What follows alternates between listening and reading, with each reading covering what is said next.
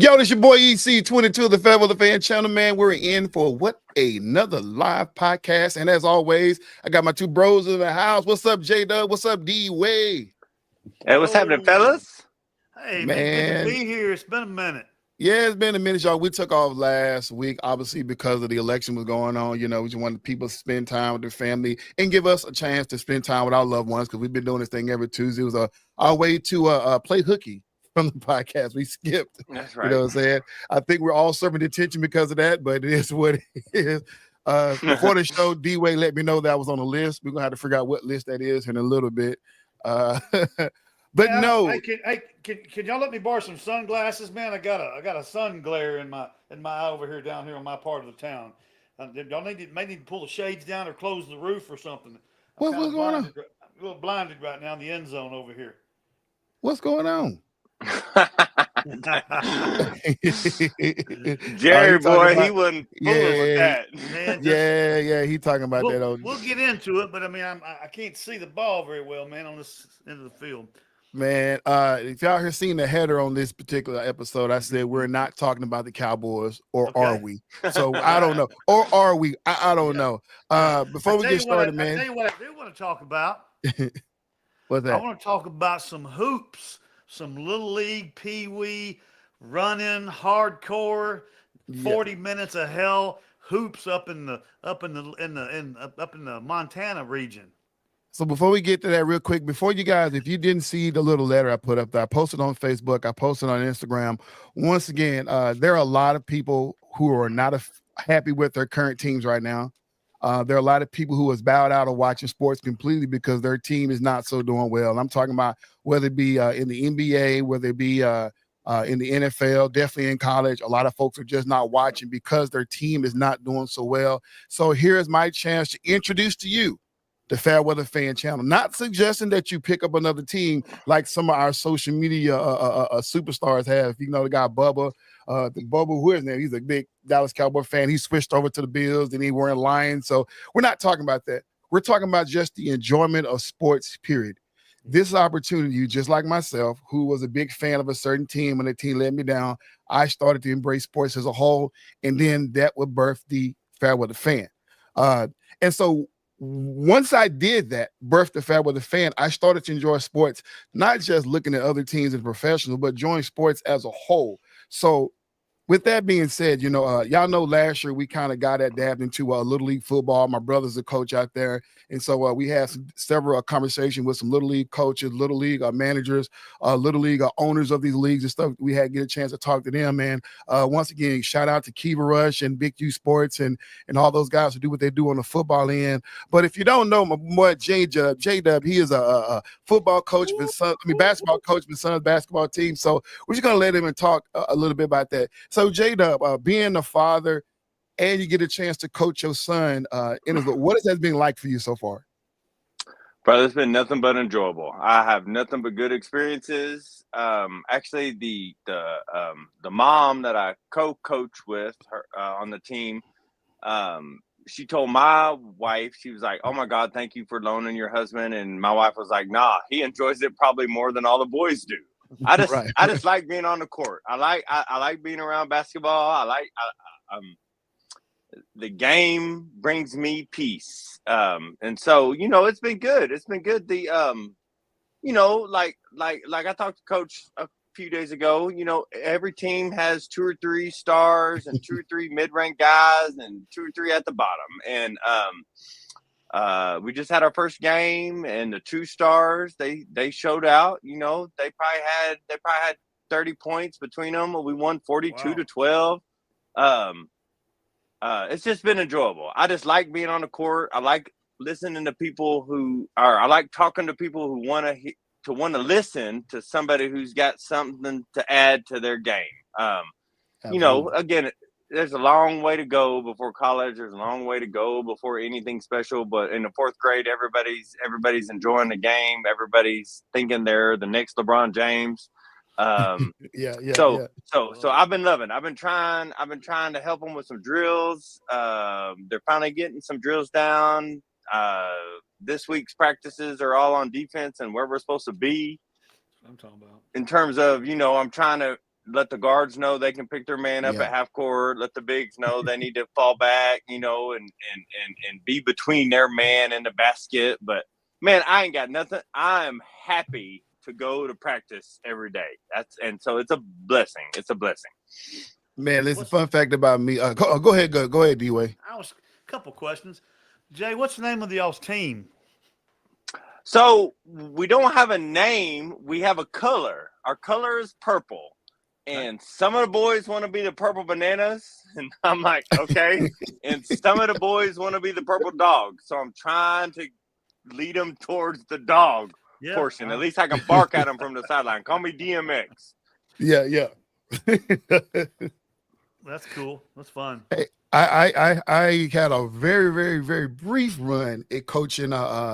I did 8 and under 1 year, then I did 11 and under, and then I did 14 and under.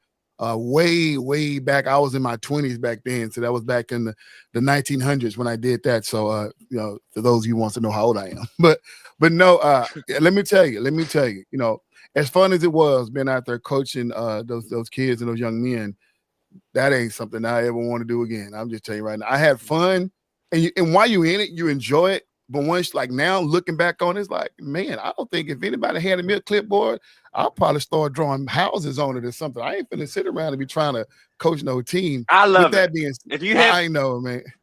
I actually think I have a clipboard. Look right here. Look right here. I got a clipboard. Yeah. I'll sit here by myself. I'll sit here by myself and make up plays just because I enjoy it so much. See, if I had one on a clipboard, I'd draw a little picture of me looking the other way, looking like where the exit at. So that's the next play. Go ahead, D-Way. My experience, my first time I was in my 20s, probably first or second year of college, and I wanted to coach a little league team. About the same age as J-Dub's bunch, and what is that? Tell everybody, with viewers, Jason, what's the age group of that bunch? 3rd and 4th grade, so anywhere between 7 and about to turn 10. Okay, so that 10 and under. Ours were 9 and 10, so same kind of deal, and the league already was established from the year before, and they were wanting to add a team or two, and apparently they needed somebody to babysit / coach. And so I said, yeah, I'm in. I'm like J-Dub. I just want to be on the floor and hear that ball bounce and hear that whistle blow and all that kind of fun stuff. And I got a bunch of, as the announcer said yesterday or Sunday on the game, I got a bunch of Keystone Cops, okay, kids, okay, that didn't have a clue. But I also got a kid that nobody knew anything about. He just moved in. He just moved in. His dad was a preacher, and he just got a gig preaching there in Fort Worth. And this kid turned out to be the best player in the entire league. So that's made me look pretty good as my first Pee Wee basketball coaching job. It was pretty funny. My best play was I'd get up and say clear, and 4 of the guys would run as far as they could to one side of the floor, and this guy would just do what he does, man, and he had it going on. So, but yeah, it's a lot of fun, Jay. I'm excited. So D-Way, is that the only level of coaching you've done? No, but that was that Pee Wee basketball, my first experience. Oh, okay. And I've coached at all the different levels. Because I view they see Coach D-Way, but they don't know nothing about Coach D-Way. So we're gonna let's dive in more into J-Dub experience, because I don't want to rob him of this moment. But before we get into because I know you got some stories. I got to take care of Bailey. Y'all go ahead. I'll be right back. Okay, cool. Just let me know you're back in. So D-Way, there's so many questions that I want to ask about it. And this is your first year doing it, right? It's my first year doing it. I've helped with my brother, and several of my stepbrothers are coaches, and so I've been around it. But this is my first year being the guy. So you're the head coach. Yes. Wow. I was like you. I jumped in and thing, and somebody told me to get on the sideline and just kind of watch, and I did that for a little while, and then all of a sudden, the coach looked at me and said, "Oh yeah, by the way, you got those 8 and under guys." I'm like, "Wait, what?" He said, "Yeah, that's your team." I'm like, "Wait a minute, are you telling me I'm coaching? Like, I didn't ask for this." You know what I'm saying? I went out there to support because it was we used to have a church league at the particular church, but then as that kind of fizzed out, So the old coaches during our day, they wanted to keep the basketball program, so they started signing those kids up to play like other schools or other little league teams. They just start throwing them in tournaments and stuff like that, and that's how I ended up getting coaching like that. But man, let me bring D-Way back in. He took care of Bailey. So that's fun. Coaching. This is one thing I've talked about because my wife, she was a coach. She's a middle school coach. My twin brother, like I say, is a little league coach, stuff like that. And we don't often get a chance because I always look at you guys, I guess myself included, and Coach D-Way, are the unsung heroes, because when you look at the pro athletes, we're going to go to the college coach. They're going to maybe bring in the high school coach. But after that, from middle school on backwards, nobody knows those guys. You know what I'm saying? And it's from that fundamental, that was the foundation of all of that. But they only stop at the college coach and the high school coach. And then if they choose to bring the high school coaches up. So I just want to just give you your flowers and say, man, it's kind of too early to tell, but do you see some level of talent and energy for some of those kids that you think, man, if this kid keep this going on, they can actually go far? Two little ballers. I mean, for real. I got one who, he's a third grader and he can dribble. Let's scale it back. He can dribble comparison to his peers, like a Steph Curry or Kyrie. In comparison to his peers, he can get around anybody. If he can work on finishing at the rim, he can be a high school star. You can't promise anything after that because it comes down to size. And then on the converse side of that, I got another little guy who can shoot, who can ball, who can shoot layups if he could work on his dribbling. So I've taken them both aside and I've given them both individual drills that they need to work on. And so these two kids are going to be playing, in high school together, a sophomore, junior, senior, and nobody can teach work ethic. But if these two little young kids can work on their work ethic, then they can at least go to, at a minimum, anybody can sit here and say it's easy to go to a Division III school if you have the work ethic to get you there. And even at this level, you can already see the certain amount of skill, and it's possible. I'm not saying it's a guarantee, but if they work on what they already know and what they lack and what I'm trying to help them with, then we'll see. I got a couple little ballers, and it's sad that both of them are going to miss the game on Saturday. So we're going to see who steps up in their absence. Yeah. All right, Coach D-Way, just real briefly, give people a little bit of background about you, because you want us to call it Coach D-Way, but we know why for. Because right now we can say Coach J-Dub. Yeah. I got to coach for several years at various levels, mostly at the high school, JV, and varsity level, and that was kind of cool. But here's the thing, and J-Dub he'll appreciate this, yeah. And we see it. EC, you've seen it. The youngsters, and I can only talk about boys because I don't coach girls and never have, and but the boys at the Pee Wee level that are the superstars and the fastest kids and the biggest and strongest kids, by the time they're a senior in high school, most of those guys aren't even still in the program.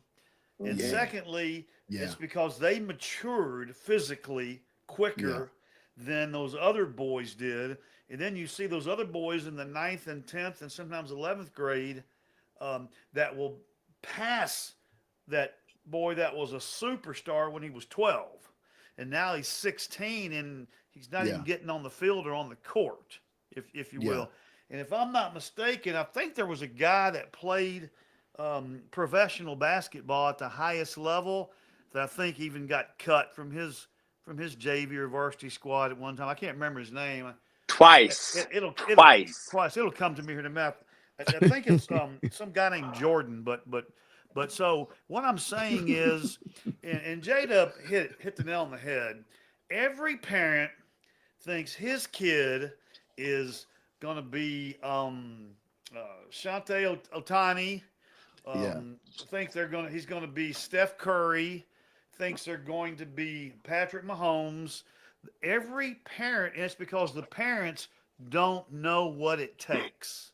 Yeah. Okay. Not only do you have to be a superstar skill level wise, but you have to have the body, be blessed to have the body, like Jason said, to go along with it. And then you have to have the work ethic. Then you have to have the motivation. Then you have to have the want to. And then you have to be put in the right position. And then even then, it's not a guarantee. Right. Okay. And the last thing I'm going to say about all this is this, and y'all will agree with this because all three of us are basketball junkies. The hardest sport to play, I don't care what level of division it is in college, Division I, Division II, or Division III, or NIA, if they even still even have NAIA, is basketball. Because I know guys that have played at the division at D3 and were superstars, all Americans. Okay, that people that we know and that we saw in high school couldn't touch these guys. So basketball is a really hard ticket, Jason. Last thing, discipline trumps talent and obsession trumps everything else. Facts. I love that, man. Yeah, because basketball, like everybody can hoop. Like I always say that the professionals are getting paid millions of dollars of what we do every day for free. You know what I'm saying? We still can hoop. But it all depends, like J-Dub said, man, you got to be disciplined to get out there and hone in your craft. You know what I'm saying? But then what was the last thing you said? It was that passion. Obsession. Obsession. You gotta be obsessed with it. And that's what you look at Jordan and Kobe Bean Bryant, the late Kobe Bryant was obsessed with the game, you know, and this just takes you to that next level. You have to get down and dive into the X's and O's. The quick story real quick, you guys talked about those young kids who get ruined. I watched a young man in my program that got ruined. When I had the little 8 and under, there was a young man that I put eyes on. His name was Little E. And that's all I'm going to say. His name was Little E. It wasn't me, but it was a little kid named Little E. The kid was playing in the when I first met him, he was playing in the 6 and under, but he was like just turned 7, so they allowed him to. But he was too young to play in the 10 and under. And but he wanted to play with the big kids so much. But you know, in the 6 and under, the goals are lowered. He just I don't want to shoot on a little bit of goals. I want to shoot on the 10-foot rims. And so his dad moved him around a lot, you know what I'm saying, put him in different teams. And so he finally got to play the tail end of a season of one of the bigger kids, like the 10 and under. So when he finally got a chance to next year to play at the bigger level, let me tell you, man, this kid was phenomenal. The kid was cold. The kid could shoot, dribble. I mean, I would go out there because at the church, we had the 8 and under, we had the 11 and under, we had the 14 and under. So we had all those kids on the court, but I would divide up the time. And when they practiced, he always wanted to play with the 14 under. And the kid could shoot. The kid could dribble. He was actually like a little young phenom at that time. The kid was just so cold. But D-Way, he didn't have the discipline, not because of him, but because of his dad. Right. His dad wanted the red carpet rolled out. Now, if you watch this kid back then, obviously he was a spectacle to watch. People came to come see him, but you knew he wasn't going to get no taller. He was just like, this kid is not going to have no growth spurt because just the way he was built. And that lasted all of his but once he got into high school, it didn't happen for him, you know? And, you know, and part of me was like, maybe that's why dad was like really, really hovering over him because maybe he knew.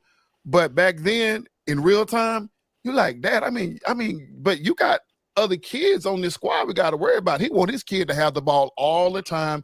And he literally would take his kid from program to program to program for any team that feel like they needed him. And he literally like, y'all need me. I'm going to go to the worst team out there and put my team on there and just give him the ball. You know what I'm saying? Right. And it's like, hey, but you take him away and put him with the big kids. You talking about this little bitty 8-year-old was talking trash to 14-years-old. I'm like, bruh. But you know, I digress, man. Good stuff. Good stuff.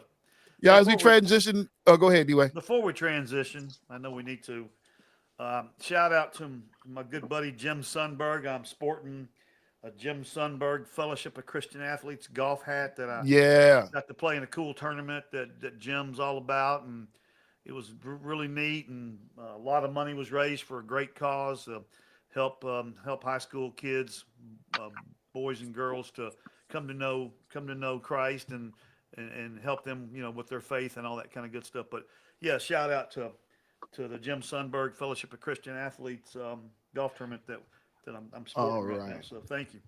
Yes, sir. I appreciate it. What up, Jim? If you're watching, man, appreciate you, man, all that you do, man. All right. So as we get ready, before we transition into college football, real quick, I got something to play for us, and we'll be back. It's about 2 minutes long. We'll be right back. Give us a minute. We've seen signs. All of us have received a number of messages about the loss of Kirk's dog, Ben Herbstreit. And Kirk, we appreciate so much that you were sharing Ben with us over the years. Yeah.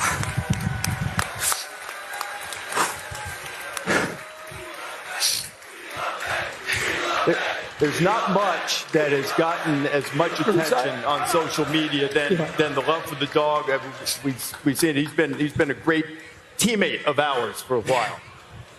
It's Dogs are known as man's best friend. But what do you call a dog that becomes a nation's best friend? You call him Ben. I'll be honest with you, when I first started bringing Ben on the road, it was for me. I needed a travel companion.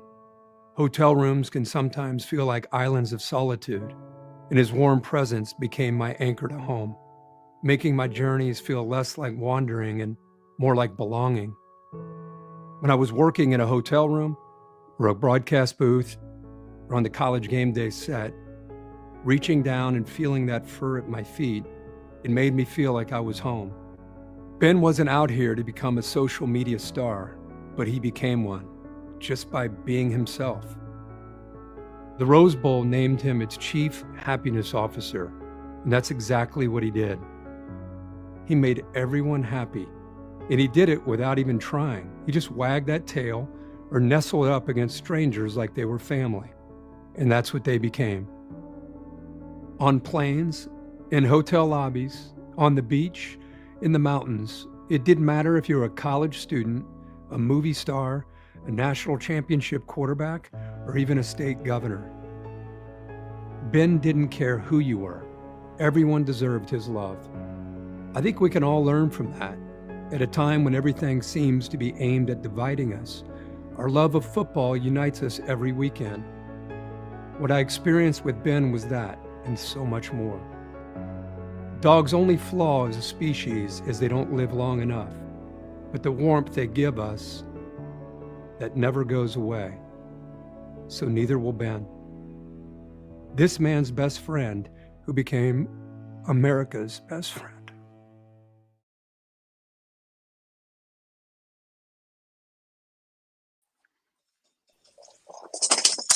Yeah. So for those of you that may not know, man, Ben Herbstreit, if you ever watch College Game Day, if you know anything about Kurt Herbstreit, man, one of the best to ever do it when it comes down to college football analysts, man. Just recently got that big deal with ESPN a few years ago, man. So listen, if you know Kurt, you know Ben. If you ever watch Game Day, you know Ben. And you know, there's a lot of celebrities that's passed on away and stuff like that. But Ben was definitely a jewel to watch, being a beautiful golden retriever. Kurt got him a while ago when one of his kids was going through surgery, so we got him as an emotional support dog. So Ben started out as his service dog and became his everyday dog, and for 10 years he was part of our lives. So just wanted to just throw a quick shout out to Ben. I know D-Way appreciate that with his beautiful Labrador over there, Bailey.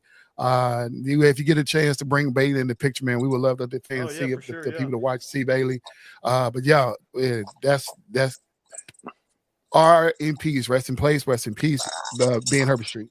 Sweet. Go ahead, D-Way. No, I was just like, and J-Dub, they got a couple up there, Harper and Winston up there, man. He's got a couple. What are those dogs, Jason? Labradoodles. But man, listen, you're trying to pull heartstrings right now. You can't be showing Hey, dogs. listen, it got me. I'm about to cry. Yeah, all three of us, man. We like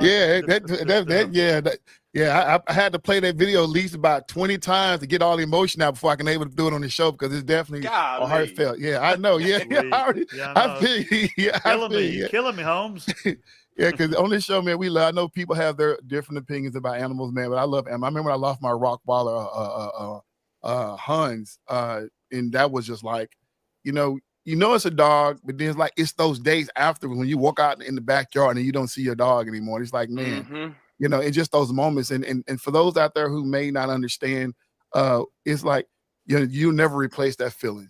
There are people I know who've lost a pet, a companion, And it was so heart-wrenching. They decided never, ever to get another animal again, another dog again. That's how hard it is. You know, we see people retry when their children lost, when they lost their children, stuff like that. And not trying to say that dogs are better than children, but I want to get people to understand that the love of a dog can be as equal to the love of a child or a family member. I just want y'all to understand that. I know y'all think we crazy because we're dog lovers, but it is what it is. Love it. It's just a shorter term, but so much Exactly. is in that short term, right? So it's shorter, Right. but it's more intense. It's more intense. Yeah, Absolutely, man. And you know what they say? Be the person your dog thinks you are. Yeah. That's a reminder. That's good. That's good, Coach. Love That is it. definitely good on that. That's wow. I put that on a t-shirt. So before we start all this boohooing over being right now, let's jump on into college, man. We had some couple Moving upsets, along. man. Look, Georgia Tech beat Miami. Wow, that is so crazy. We had also another loss, man. We had who's that? Ole Miss beat Georgia. So those are big two top losses over there.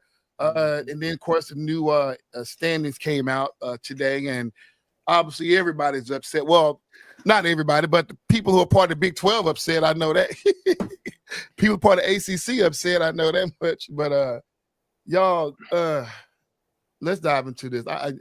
This whole, and I want to say this before we dive into it. J-Dub always says it's not about the standings and the rankings because all this is going to pan out when it comes down to the 12-man team, and I understand that.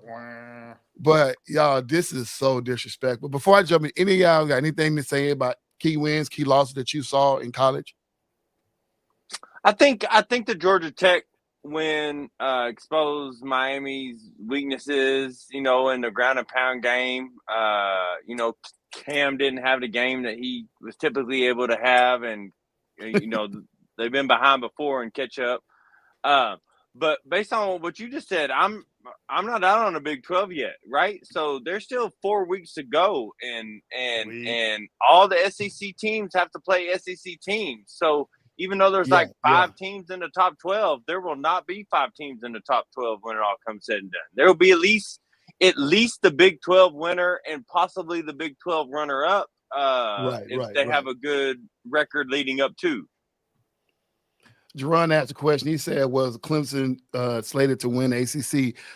No. First of all, I want SCU to win, but Clemson don't even got a shot right now. If everything ended right now, it'll be Miami and SMU going into the ACC championship game. So Clemson, I don't think they got a shot right now. I hope SMU beats the brakes off of Miami. Yeah, I just don't want to see a 3-loss SEC team in the top 12. That's my whole goal. And I love the SEC. I'm SEC till I die, but I don't want to see a 3-loss SEC team in the top 12 in the playoff.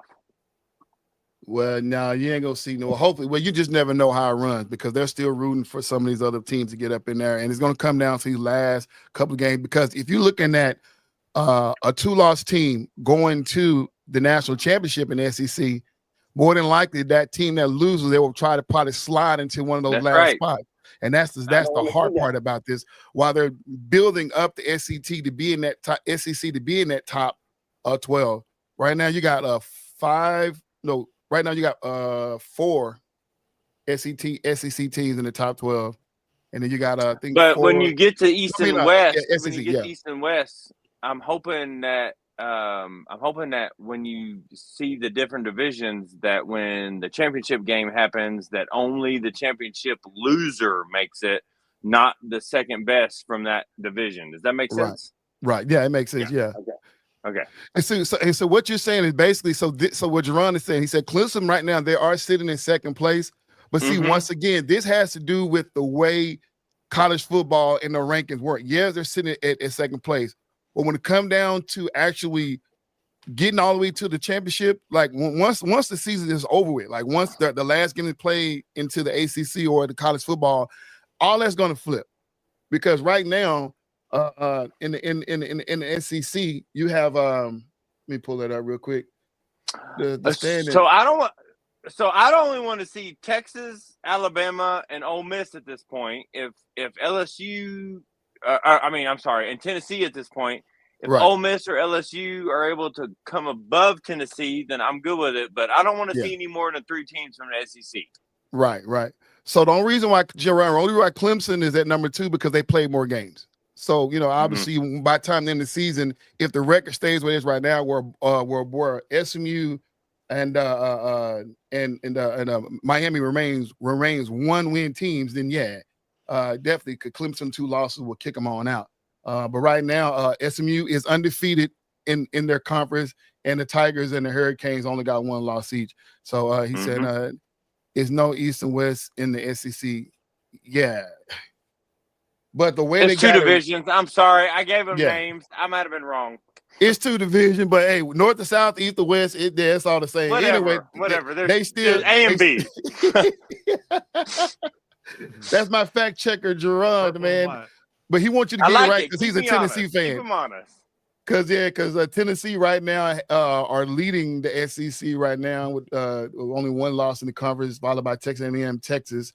Then Georgia Bulldogs have 2 losses. Everybody else in the SEC has 2 losses. But here's the crazy thing, Jerron. If you're watching what they had today, they're still predicted and they're giving Alabama a chance to win the SEC, which means there are people who are suggesting that Alabama could play for SEC championship game. It is crazy. He's still trolling us. There's no divisions. I know, right? It is But- a division. I'm gonna have to look it up. They do have them split because everybody can't play everybody over there, and so they do have them split. It's not a division, but they have it's the way there's the scheduling. It's the way they do the scheduling. But now I'm looking at like 1, 2. They got 9 SEC teams in the top 25, and which is so crazy. I just don't like it because you do have LSU and South Carolina, 3-loss teams still making the ticket into the top 25, which gives them a chance for a bowl game, which is a slap in the face. This rankings is just all the way thrown off because I know what they're doing. Big Ten and SEC, they want to see these guys. Right now, every team in all top 4 teams in the Big Ten are in the playoffs. Huh? I'm sorry. They did delete the division. Good job, Jerron. They deleted them this year. There is no division in football and baseball ever since Oklahoma and Texas joined. I didn't know that. I appreciate you. He said all Tennessee has to do is beat Georgia, and we're playing the SEC championship. Yeah, that is true. But we're going to see because, well. Who are y'all predicting to be in the SEC championship game? Well, Jerron obviously expecting to be they're expecting to be Tennessee and Texas. That's what they're predicting right now. Okay, Tennessee and Texas. Okay, but right? who are y'all picking to be in the SEC? Well, I'm picking Tennessee and Texas. That's who I want to see. Tennessee and Texas. Me too. And I'm completely thrown off right now. I appreciate you, Jerron. I didn't realize that in 2024 we got rid of the separation between the 2 sides. So, but it's like because they're looking at the way the season's going to pan out. And remember, these are sports writers who are trying their best to get Alabama and make Alabama rebel. And I saw that today where they said sitting at the number 2 spot overall is for the SEC, which was Alabama. I'm sitting there like, how in the world is Alabama getting up in there? And these guys are like, if this happened, if that happened, if this happened, then maybe they can get up there and fight for the SEC championship. And they feel like if they get to the SEC championship, then they will win it all. And Jerron is over here saying some nonsense that it just make no sense to me. Tennessee and Texas A&M will not be in the SEC championship, not even close. Ron, I'm all about it, man. That's my 2 favorite SEC schools, man. All about it. Tennessee, go Rocky Top. Shout out to my buddy Don Smith, Covenant Church. Yeah, right now, like I say, I was only winning right now because, like I say, we had bye weeks. But once everybody get their bye week, once the schedule get the same, if all this remains the same, where all these teams have a 1 loss in the conference, it's going to actually go to the overall stats, which those 2 losses A&M got, it's going to kick them out right now. But it's fun to watch. Right now, they're at 15th overall. Ain't no way you're going to take a 15-team playoff. I'm sorry. So the 12-team playoff did not get rid of all the controversy that we hoped it would get rid of. No, because here's why.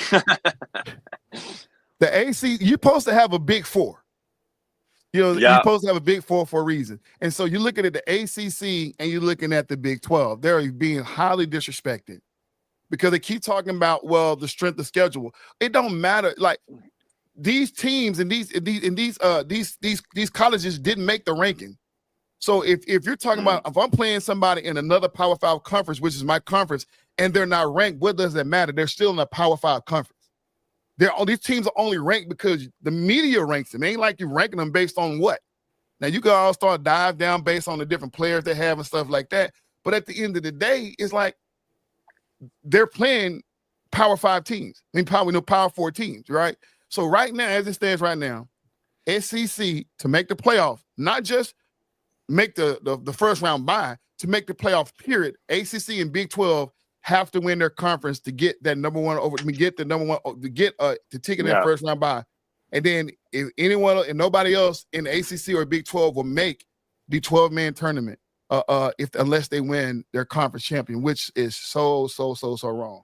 So so based on what you're saying, Oregon number 1, Indiana number 2, and Army number 3 is what it should be. Army has no chance of making the 12, making it right now. Yeah. So a couple things. First of all, Jerron, A&M, if A&M can win out, which is a big task, because their last game of the year is in Austin, Texas. And that's what he's saying right here. I'm here. with you, Jerron. I'm pulling for A&M to beat Texas in Austin. That's a big task. Number 2, and you guys are both going to get your feathers ruffled on this, but here we go, okay? All right, especially you, EC. But I'm going to say it. And if I'm wrong, I'll be the first one to say I was wrong. I don't care how they do it. I don't care this Power 5 conference on this, all this stuff. The winner of the Big 10, winner of the Big 12 and the winner of the ACC are going to get embarrassed by these SEC and these Big 10 schools in the playoffs. But that's their right. They're going to get embarrassed. That's their right to be embarrassed. That's their right to win a conference. My point is, so they're not the best teams. Just because you win your conference, the way they have it set up, then they think you're one of the top teams. Well, you're not. But we'll find out how that plays out. EC, go ahead. I know you got something to say. All I'm saying is that I've been watching these teams play, and anything can happen, because we sat around and just watch Georgia lose to Ole Miss, which obviously we get the Ole Miss situation. We get all that, okay? Why they lost to Ole Miss and and people can say what they want to say about all that. But the problem is this. The Big 12 is the Big 12 for a reason. They had some tough teams to go against. So I think like BYU and all those squads, even Colorado, they played some good teams. Colorado just had a tough game against Texas Tech. I think these teams are battle tested, you know what I'm saying? Mentally strong, right? The SEC teams, I mean, the thing about it is, like, yeah, you know, I can see why people make the argument, but once again, we don't know how good the SEC teams actually are because they're beating each other, right? Yeah. Right. And you don't know how good these other teams, because people say, oh, well, and I'm saying it in reverse, right? Some people say, oh, you don't know how good the Big 12 or ACC is because they're not playing anybody ranked. Just because they're not playing anybody ranked, that don't mean they're not playing good programs. And that's what we got to understand. These are some, I mean, we just talked about Tulane, who just finally made it to the top 25. Is a dog of a team. You know what I'm saying? We can talk about some of those small market teams out there. You just basically said Army was going to get off from there, or Navy, which one of the teams, right? These are some good squads, right? But they keep saying, oh, Boise State only chance to get in, and maybe at their 12th spot if they win the Mountain West. And they should win the Mountain West, right? So that's just a whole nother conversation. And I think Boise can beat some of them teams. You know what I'm saying? Well, I mean, but like J-Dub said, it's if they need to give them in there. Go ahead, Coach.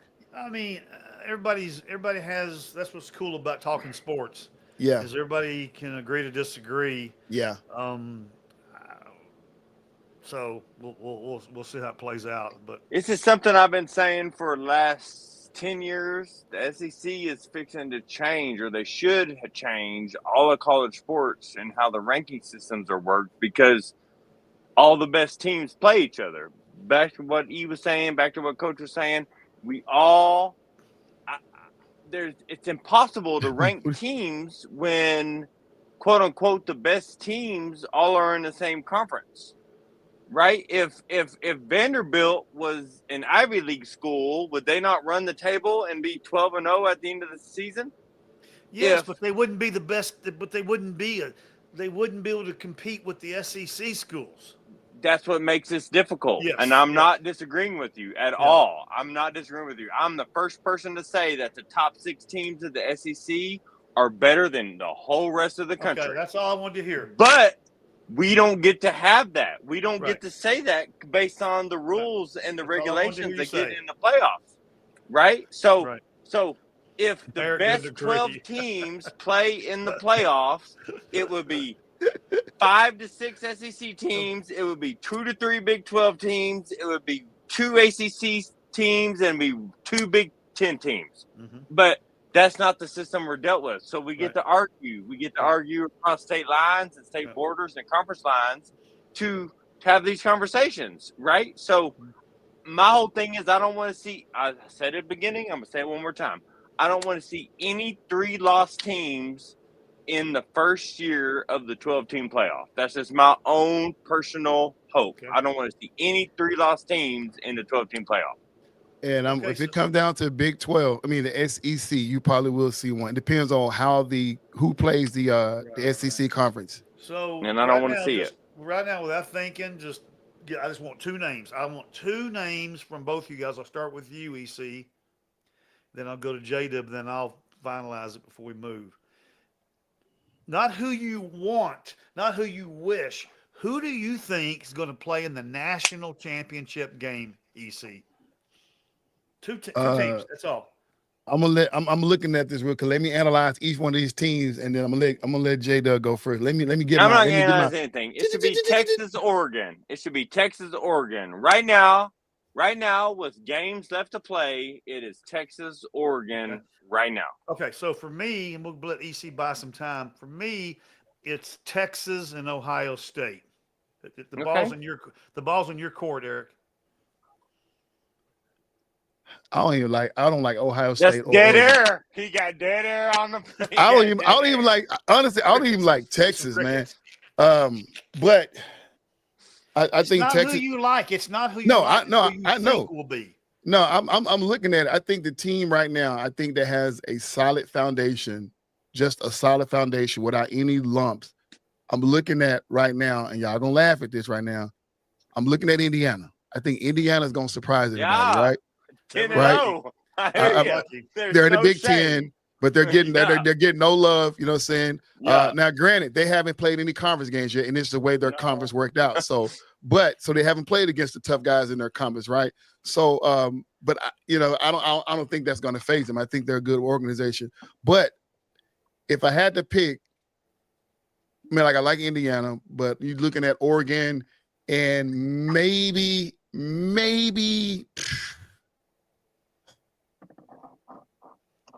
It could be a team like Boise. Oh, go ahead. I'll make it easy on you. It's the winner of the SEC championship and the best team non-SEC. That's your national title right there. I ain't expect the SEC team to make it to the thing, but but the way it's set up, they're gonna have all the SEC. So basically, you look at the SEC and Big 12 because they're gonna have. I mean, SEC and the Big 10 gonna have the most representation. So based on that alone, what EC really wants to say is he really wants to say Indiana and BYU, but he don't want us to laugh at him. So I hope Indiana will get embarrassed when they play Ohio State. I'm with you, Jerron. My own childish fanhood. I hope it's Texas versus Colorado. That's who I want to see. That would be awesome to see. But with so much representation from the Big Ten and the SEC, so I'm going to grab because you only got one representation from the ACC. You only got one representation from the Big 12, and so it's going to be Big 10 and SEC. So right now, the only thing to be fair about it, you got to go with Oregon and maybe Texas or Tennessee. One of them 2 teams. Yeah, I think Texas and Tennessee are the 2 biggest teams in the SEC, and then you got to go with Oregon in the Big Ten. I don't think Ohio State, Penn State. I don't know. No, Ohio State. But I'm gonna tell you something, and I'm glad you brought that up because we better not overlook Oregon. we better, and we just all three just disrespected them. Because I gave them national championship. No, what are you he talking gave about? the national championship. Yeah. Now I don't believe that quarterback should be. My bad. Now I don't believe that quarterback should be Heisman winner. I'm not because No, they keep rolling out the carpet for him. But I'm like, no, I don't like that. But Okay. but yeah, it's going to probably be like I say, Oregon or Indiana versus Texas or Tennessee. One of them two. Yeah, I like that. Because they're gonna have the most representation. You know what I'm saying? And if any conference is gonna have a 3-loss team in the playoff, will be SEC. I don't want it. It's gonna happen. It's gonna happen, but I don't want it. I said at the start of the year that I thought it was going to be Georgia and Ohio State. Coming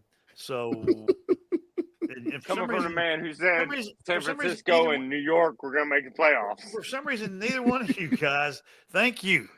For some reason, neither one of you guys are buying into the Ohio State thing. Okay. Never. I will never buy into the Ohio State thing. Can I say this? I didn't say I liked the year they won the championship, I will still not buy into the Ohio State thing. The Jets are garbage. There's one team worse than the Jets, but we'll get into that later. I don't buy into Georgia. I mean, I don't buy into Ohio State because I just don't like Ohio State. Well, I know, but I don't either. That's not. Amen. I know that's not how. I'm not. But I'm just saying that's why my emotions. Like, I'm sorry, but my emotions are digging deep. That's the reason why I don't. That's not fair. I'm gonna take. Well, no, it's not be fair. Like me saying it's going to be A&M and Tennessee because I like both those. Say it with your chest. Say that with your chest. I mean, that'd be like me being a homer saying, "Oh, it's going to be the Aggies in Tennessee." I mean, come on, I know I'm smarter than that. It's not fair. I know it. Which conference is Georgia in anyway? SEC. In SEC. Oh wow. So yeah,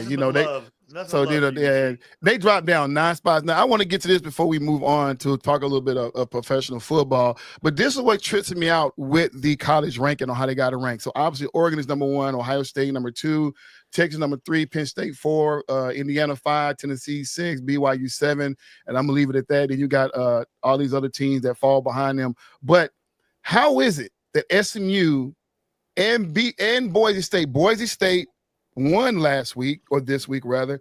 SMU was on the bye, but both of them dropped. Yeah, makes no sense to me. How you got Georgia and Miami dropped? Georgia dropped 9 spots, and Miami dropped 8 spots, but they wouldn't let them drop as further than SMU and Boise State. That is so disrespectful. So you're talking about both of them are leading their conferences. Obviously, Boise in the Mountain West, and then of course SMU being the ACC. But how is it that they basically dropped spots to keep Georgia and Miami from dropping further?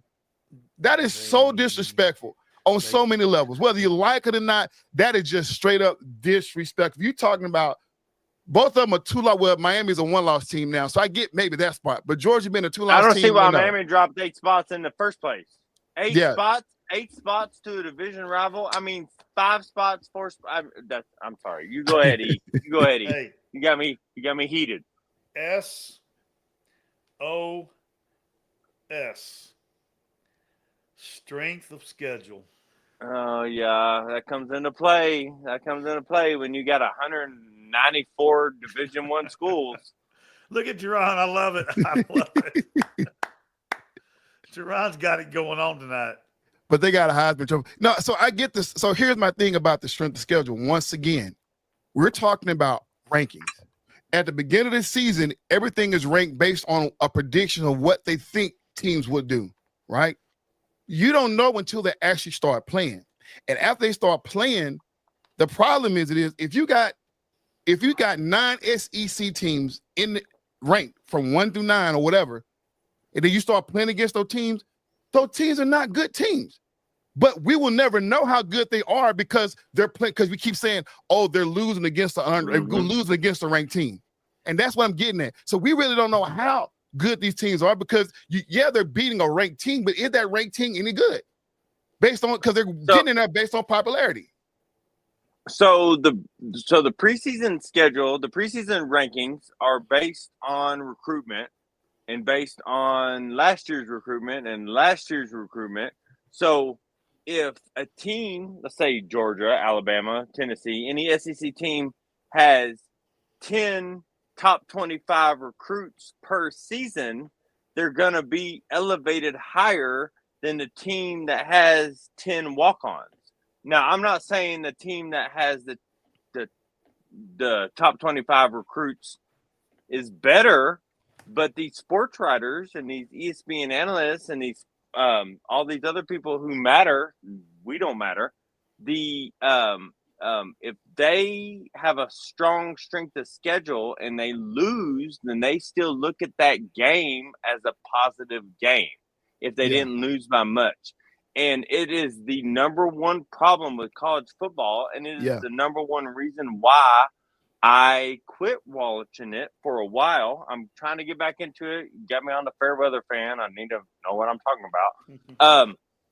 But it is the reason why that these top preseason ranked schools, when they win or lose against another early ranked school, that it doesn't affect them as much as when Miami loses to Georgia Tech, right? It's the problem with college football. There's too many colleges and not enough rankings.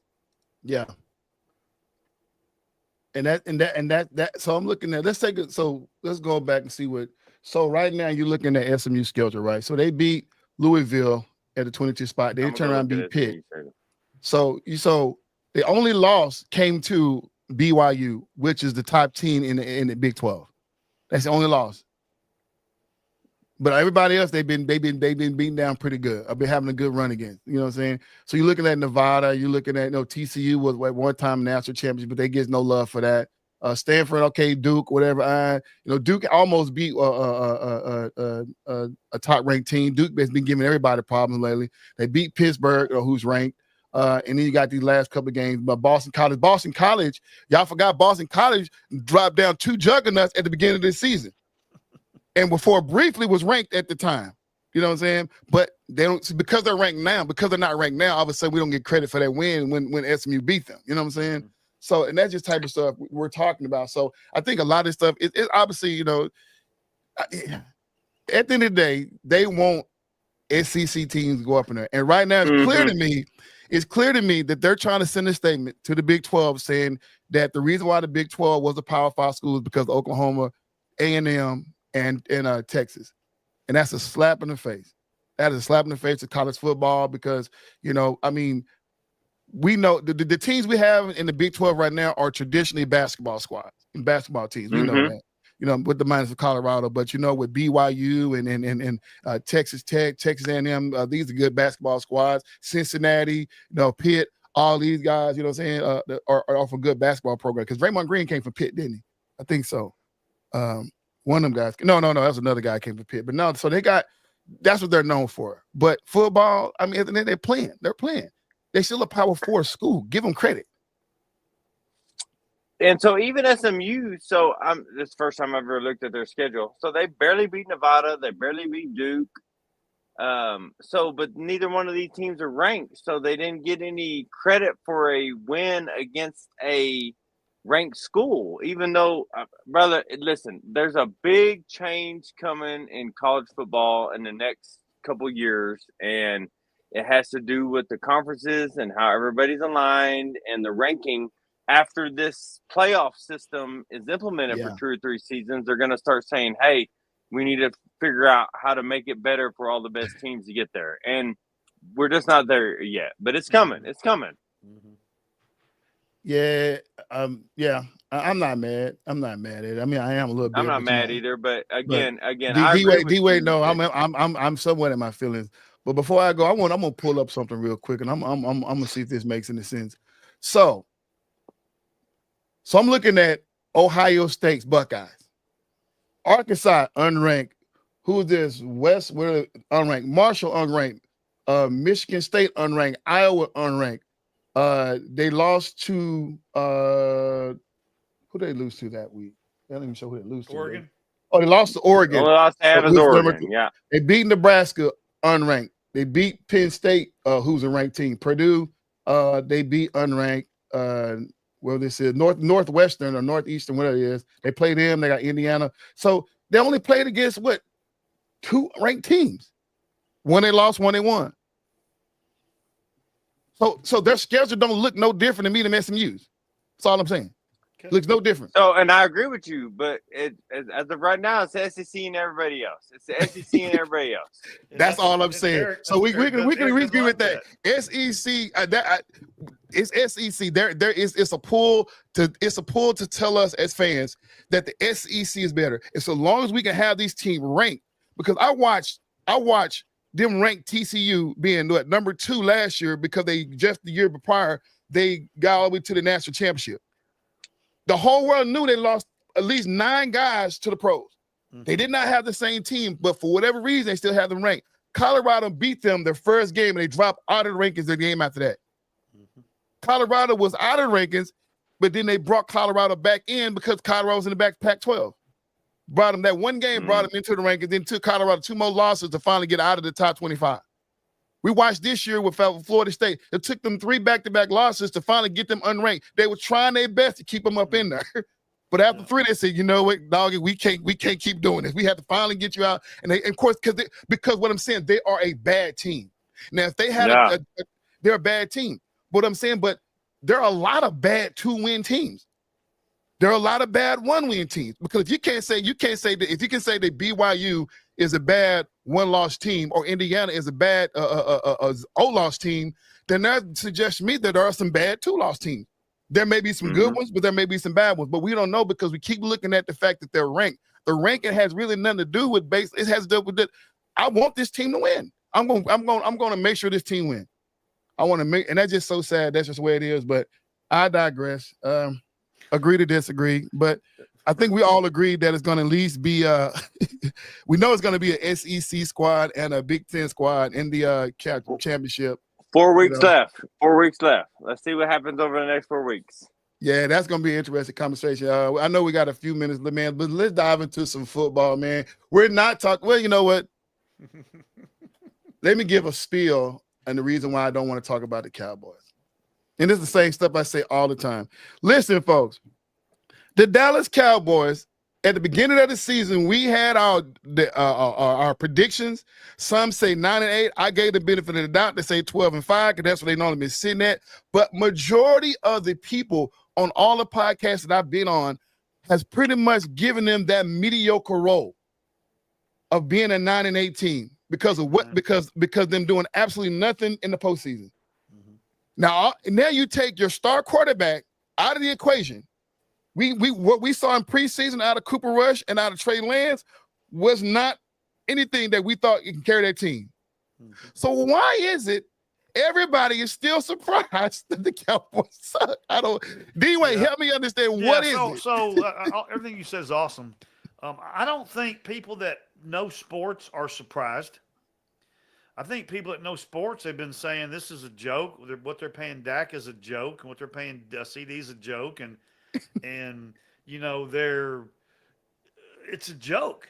If you know sports, Dallas is terrible. They did nothing in the offseason to help their cause, and we said from the get-go they have and still do not have 0 running game, and their offensive line's terrible. So. Their secondary is terrible. Their linebackers are terrible. Other than Micah Parsons, their defensive line is terrible. And they figured out this is a mediocre team that somebody convinced the nation that was going to be great. Right. I don't understand the contracts. I love CeeDee Lamb, and I'm a big fan of Dak Prescott as a person. Mm-hmm. But it was ridiculous what he was willing to do right before the season started. It was crazy.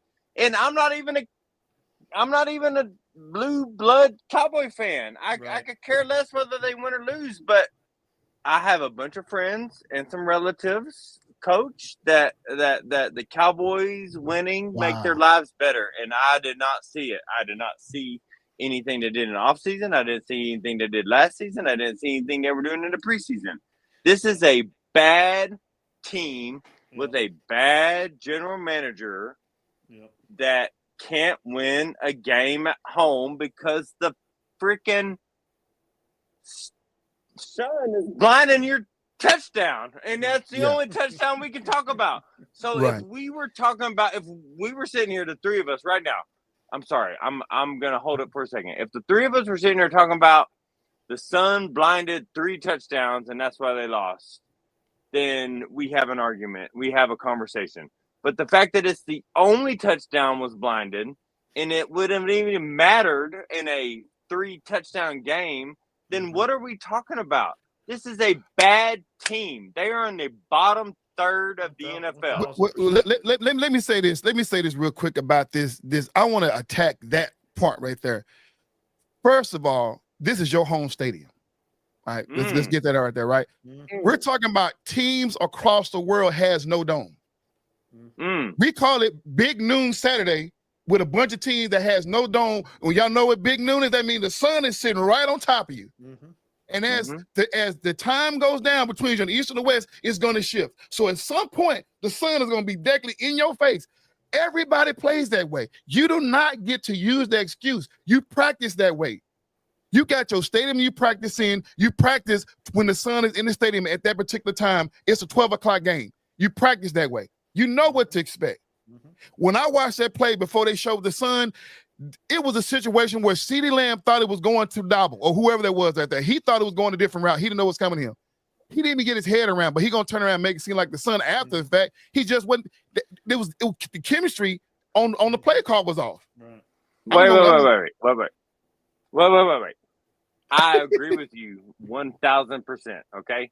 And if this game ended 34-27, 34-30, 27-24, everything we're saying matters, but it didn't end that way. The score was 34-6. Yeah. And we're questioning CeeDee Lamb being able to catch one touchdown pass. Exactly. This is the Cowboys and Jerry Jones trying to redirect conversation to something that doesn't matter. It didn't matter. If it mattered, we would be talking about it from the jump. We would have been talking about it 64 minutes ago. I had to check the clock, but it doesn't matter. So this is the Cowboys drawing at strings. They're terrible. Yeah. They are a bad team. They are bad. They so bad. You overpaid your quarterback. You overpaid your wide receiver. And you have no money for offensive line, defensive line, linebackers, or secondaries, which is where the game is won. Ask the Detroit Lions where the game is won right now. Facts. I like what Jerron said. He said he told people, because he actually said on this show 2 weeks ago, he said that the Giants will win the Thanksgiving game.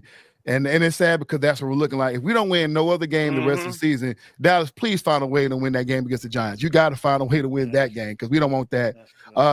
Rob, thanks for watching, Rob. He said Dallas lost more talent than they gained in the offseason. That is so crazy. Jerron says, if you know the sun is there, once again, it's your home stadium. You know what happens over there. Wear advisor if you're going to use that excuse. Rob said, don't throw the ball or call a play where the sun was going to be inside. It's like all this stuff. It's like if it's another opponent's team stadium, that makes it your home squad. Go ahead, D-Way. So how you gonna be 2nd and 9 or 3rd and 18 and you throw a 1-yard pass? Okay, I've coached Pee Wee football before. We know that why I guess McCarthy's calling the plays, but it's a joke. If I was as bad as the Cowboys are, and it was 2nd and 9 or 3rd and 17, I'd throw the ball 40, 50 yards down the field and hope I got an interference call. Okay. Yeah. It's awful, and I agree with my buddy Bob. Nowinski. They've lost talent. They don't have any talent. And here's the other thing: it's relative. Cowboy fans think that Dak is great and CD's great and Mike is great and all this stuff, and they're certainly above average players. But there's a reason why Dak was drafted in the 4th round, gentlemen. Okay. There's 22 starters. Well, so was Tom Brady. So let's not. He was drafted lower, wasn't he? Yeah, 7th. There's 22 starters. You pay 2 of them more money than you can afford than the other fucking 20. I'm sorry, the other 20 don't get to get what they deserve, and you don't get to get the best people on the field. That's all I'm saying. You overpaid your quarterback, you overpaid your number one receiver, and now you're in trouble because all the other ones are middle of the pack guys. Mhm. Yeah. But Go ahead, D-Way. I'm sorry. no, I was just going to say it's for Cowboy fans. It's painful. It's sad. This is, in my opinion, this team is worse than the first year that Jimmy Johnson came in. They only won one game that year. They went 1-15. Easily. This team is a whole lot worse than that team was. Okay, you can watch the Cowboys play a game, DC, and then you can switch the channel and go to another channel and watch an NFL game, and the passion and the speed and the intensity and the how hard they're playing and how tough they're playing and how hard they're hitting. It's night and day. You can see it on television. Yeah. And with that being said, man, before we get to our final thoughts, I want to throw this off in there real quick because D-Way, that leads me into this.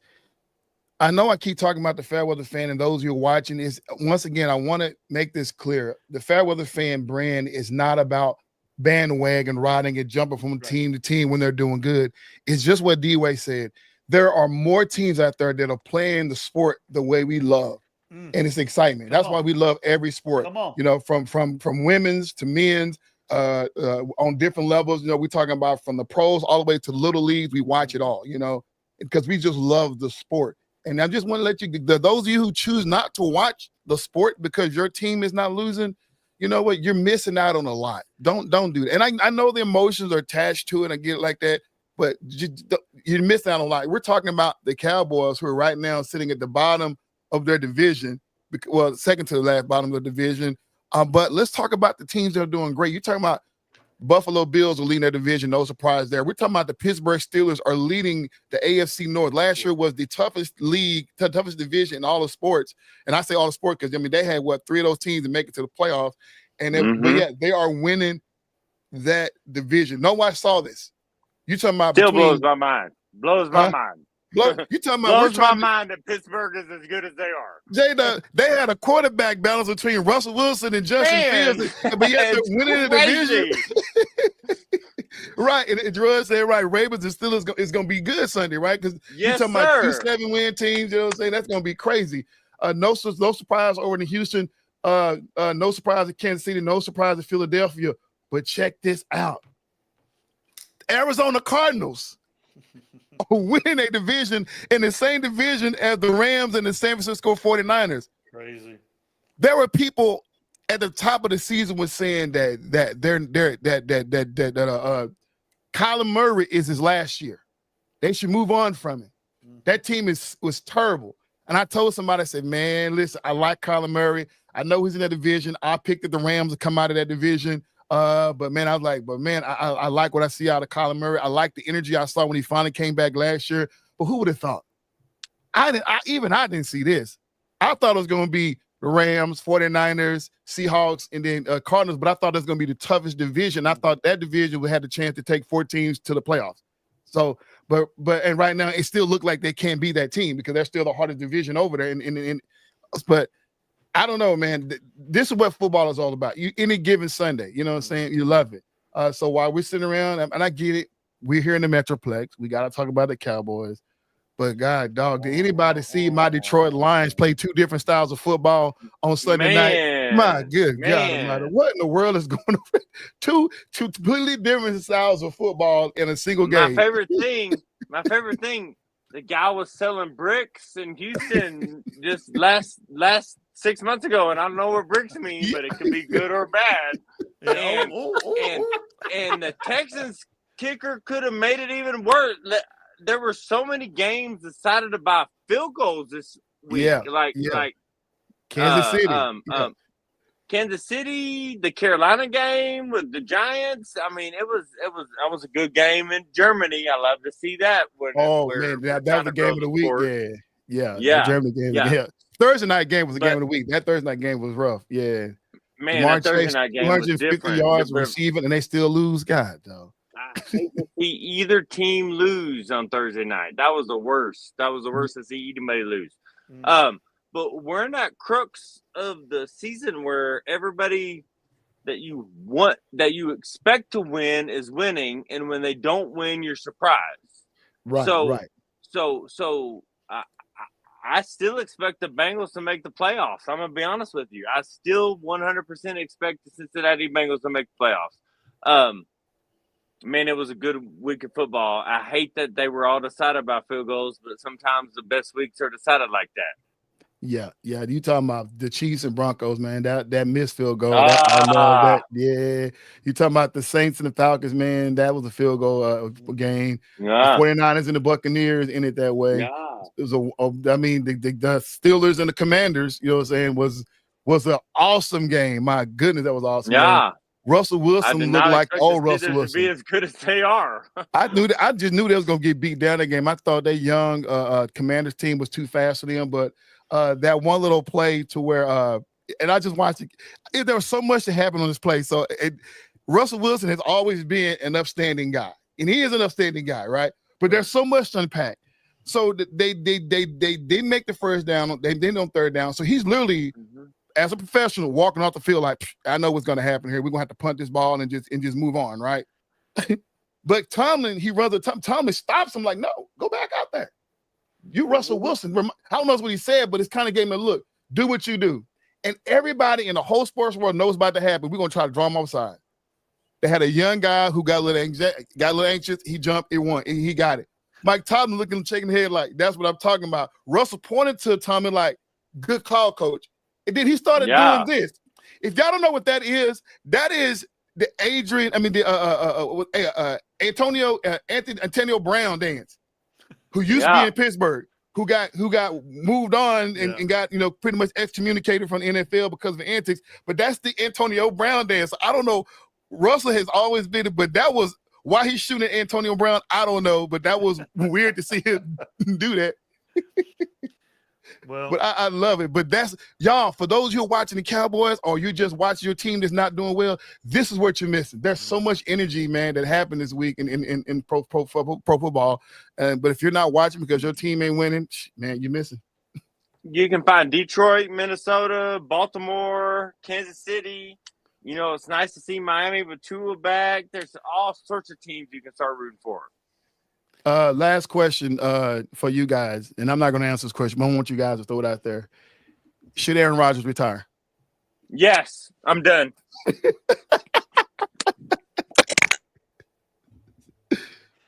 Or walk off the set. Yeah, that's a mic drop. Aaron Rodgers most definitely needs to retire and give it up. What is he, 40, 41, 51? I don't know. I don't know. He's 30, 39, I think 38, 39. He's still, but he's too old. But, the Steelers, who are one of my favorite teams, man, hats off. Shout out to that whole organization and that family, the Rooney family. They've always done it right. They've always done it with class and integrity. They've always supported and believed in their coaches and their head coaches, and they don't start panicking when they have a bad season. They just regroup and recalibrate, and man, that organization is so classy, EC, and I mean, Mike Tomlin to me is one of the best head coaches in football.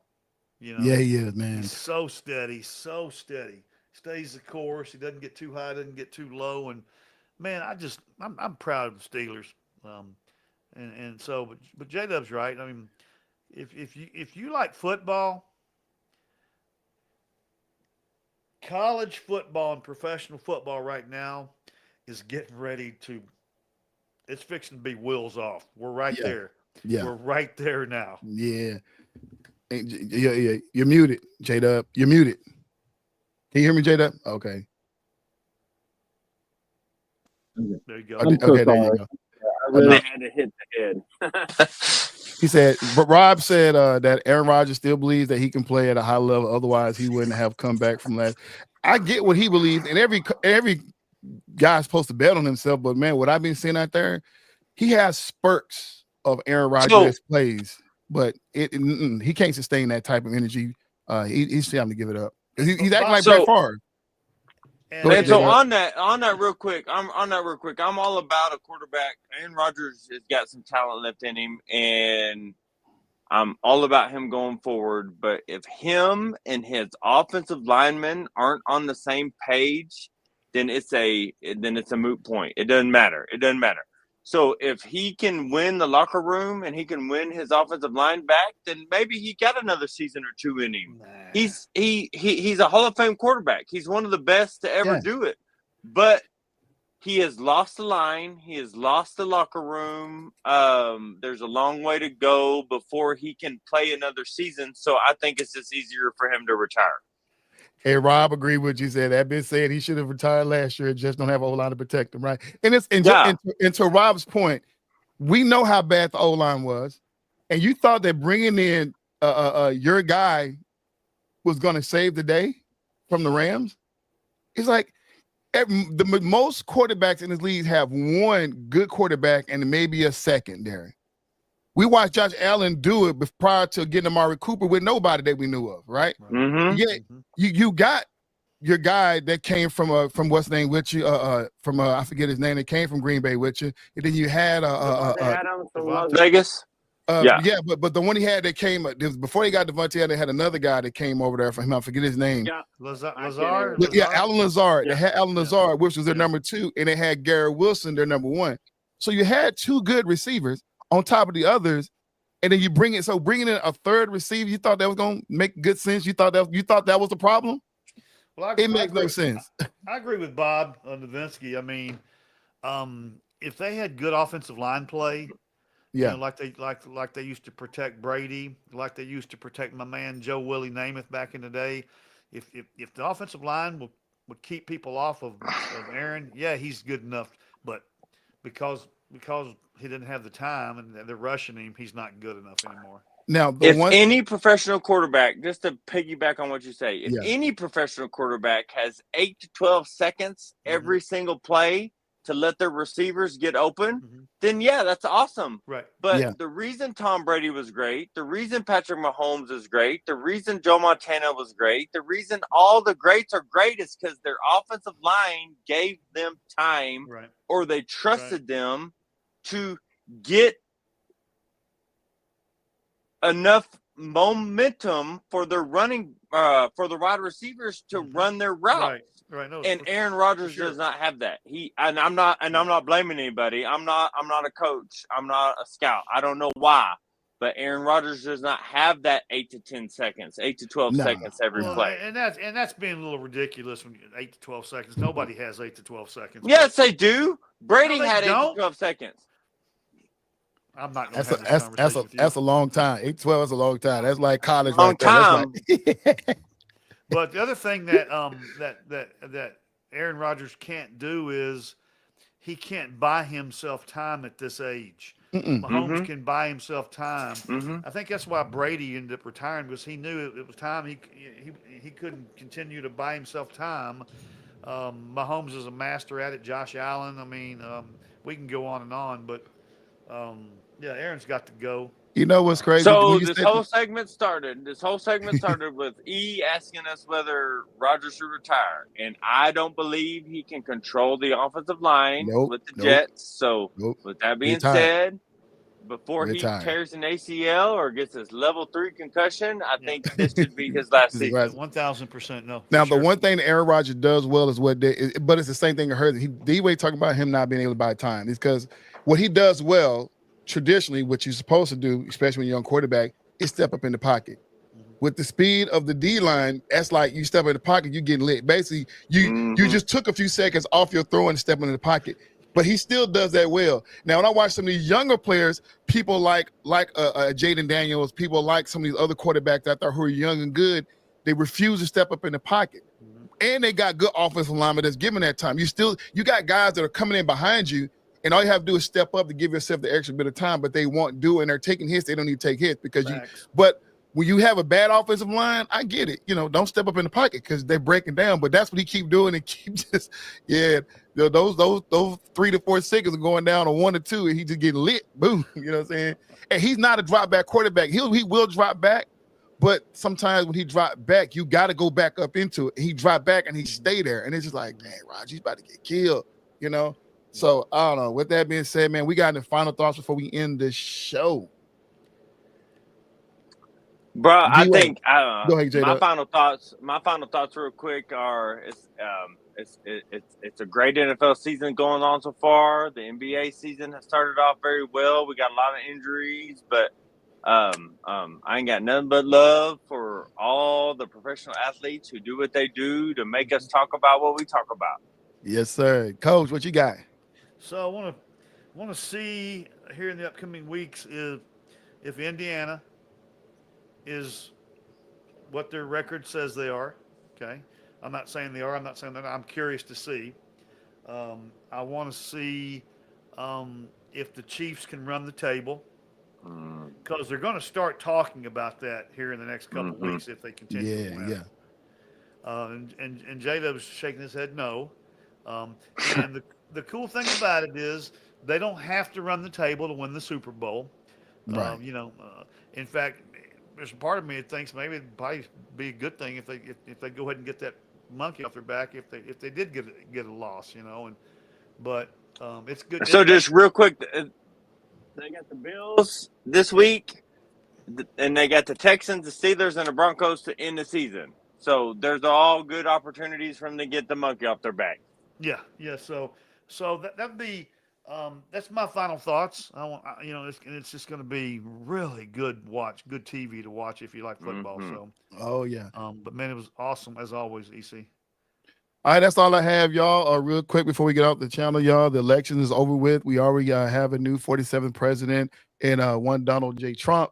So, y'all, I know people are having mixed emotions. There are some that are for it, some against it. At the end of the day, y'all, just continue to love, show respect, give honor and honor due. And if it's not the candidate that you like to be in office, do what we do as Christians do. We pray for our leaders, regardless of whether somebody we like or don't like. You pray for your leaders and do not give power to nobody, whether it's your candidate that you wanted or not.